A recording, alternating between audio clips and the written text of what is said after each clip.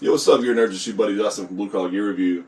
Coming to you today with a user request. Got a one of my subscribers, which still kind of feels sort of weird to say, but one of my subscribers asked for a kind of a walkthrough of how to hook up the bias rack and some different components. So let's get you a closer look of the rig itself, and then we'll go into the connections. This was a part of a private rig rundown series that I did recently. Just to illustrate a few different ways to get some cool tone out of various footprints of rigs. This is not a huge rig. It's not a huge rig at all. Still kind of heavy because those cabs are sort of heavy for them to be 212s. But this is a very small stage footprint you could fit in a very tight spot if you had to, and it still sounds really big and really bloomy.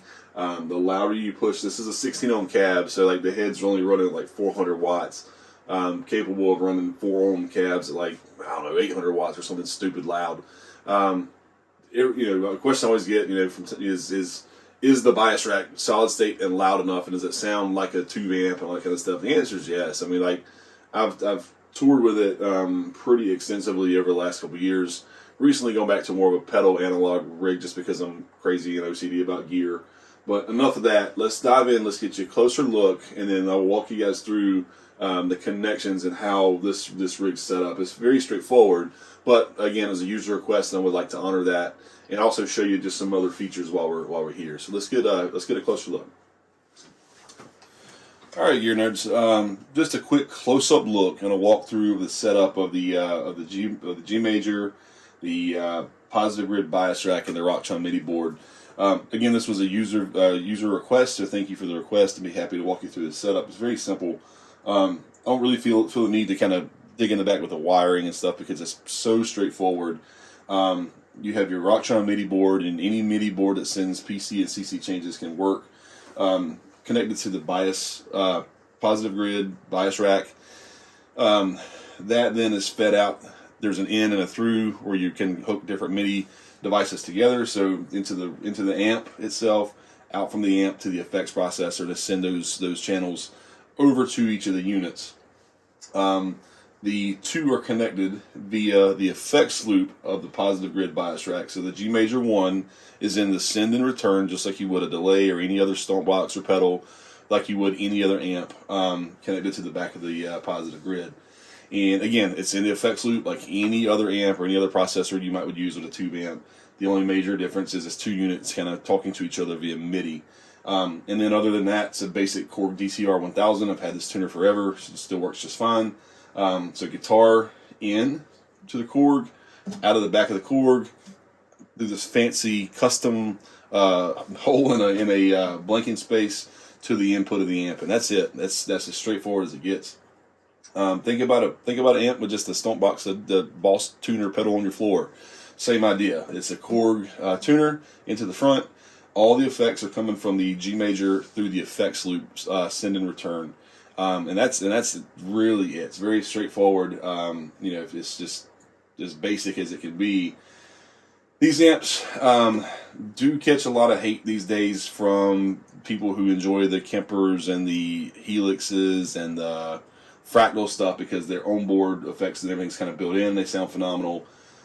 When I bought the positive grid a couple years ago, I'd already had the G major. I had it forever, so I didn't really feel the need to go buy something extra. And I really like the way the G major sounds.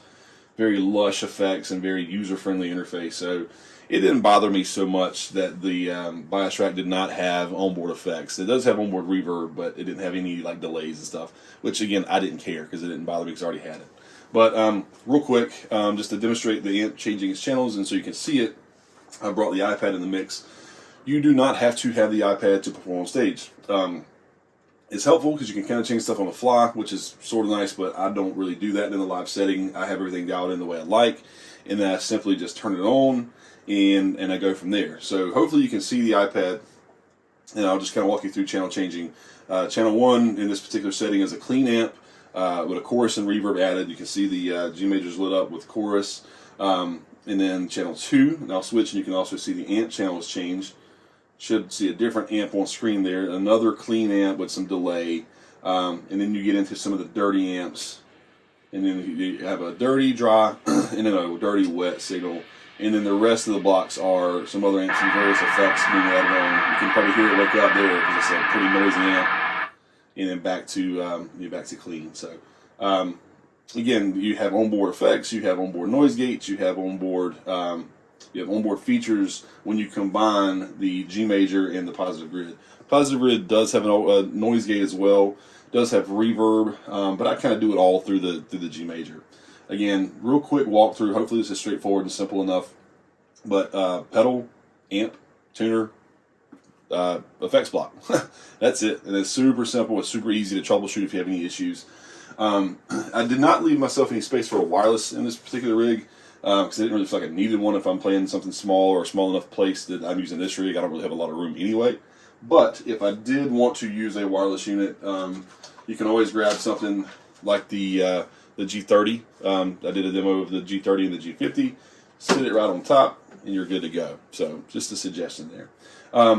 Anyway, I hope this is helpful, and I will do a very, very, very brief kind of tone demo and just kind of run you through some of the channels and patches that I've created so you can hear the amp and kind of see it perform in terms of channel switching and stuff like that. And as always, I thank you for watching. Thank you for the request. I hope this was helpful. We'll see you on the next one.